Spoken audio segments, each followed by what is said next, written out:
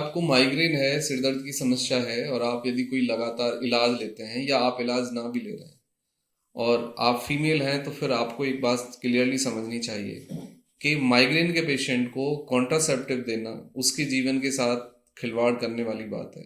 देखो, बहुत सारे लोगों को ये समस्या है और एक आर्गुमेंट हस्बैंड वाइफ में बना रहता है और लगातार वो लोग इस चीज़ को टालते रहते हैं, अवॉइड करते रहते हैं और एक समस्या के रूप में वो चीज़ सामने आती है।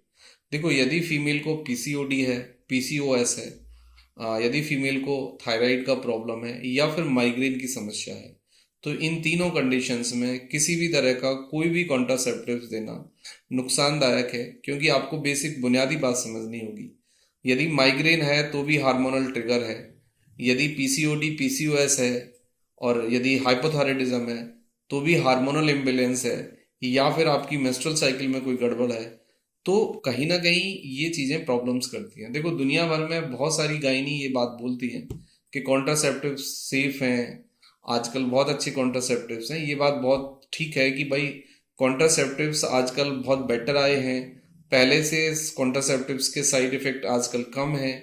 और यदि एक हेल्दी फीमेल को कॉन्ट्रासेप्टिव्स दिए जाए तो बहुत ज़्यादा प्रॉब्लम नहीं होती है, या कुछ और दूसरी कंडीशंस हैं जिनमें यदि कॉन्ट्रासेप्टिव्स का इस्तेमाल कोई फीमेल करती है तो उसको बहुत ज़्यादा प्रॉब्लम्स नहीं होंगे।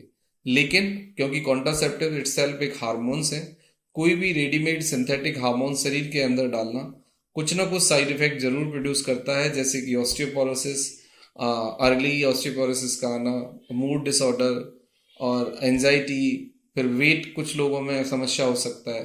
तो कुछ प्रॉब्लम्स, कुछ साइड इफेक्ट तो जरूर आते हैं। लेकिन यदि ये फोर कंडीशंस है, again I am repeating, migraine है, आपको डिप्रेशन है, पीसीओडी पीसीओएस है आपको, और आपको कोई और हार्मोनल डायग्नोस प्रॉब्लम है और आप यदि उसकी दवाई लेते हैं लाइक हाइपोथायराइडिज्म, तो फिर आप कॉन्ट्रासेप्टिव्स के इस्तेमाल से बचें। क्योंकि बहुत सारे लोगों में मैंने ये प्रॉब्लम्स देखी है कि फीमेल को ये प्रॉब्लम्स होती हैं, लेकिन मेल पार्टनर फिर भी कंटिन्यूसली इंस्टिट करते हैं फीमेल्स को कि वो कॉन्ट्रासेप्टिव्स ले और वो कॉन्डोम यूज नहीं करना चाहते। तो उसका रिजल्ट होता है कि फीमेल और ज़्यादा बीमार हो जाती है और उसका मानसिक, शारीरिक और हार्मोनल हेल्थ उसकी और ज़्यादा डिटोरेट करती है। तो इससे आपको बचने की आवश्यकता है।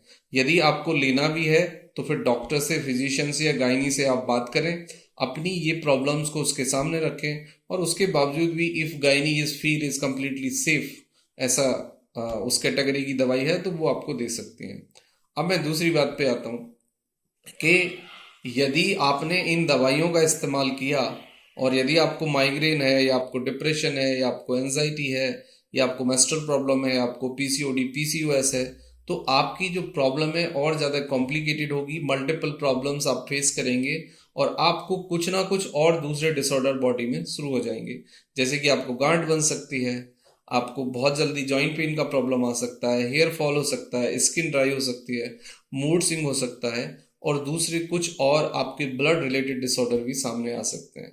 तो इस तरह के कॉन्ट्रासेप्टिव्स का इस्तेमाल इन कंडीशंस में बिल्कुल ना करें जब तक हो। यदि करना भी है तो स्पेशलाइज्ड डॉक्टर, स्पेशलिस्ट से मिलें, फिजिशियन से मिलें, गायनेकोलॉजिस्ट से मिलें, उसके बाद ही इस तरह के कॉन्ट्रासेप्टिव्स का इस्तेमाल आप कर सकते हैं।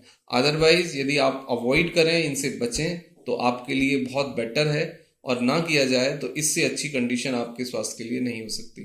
Thank you very much and take care yourself.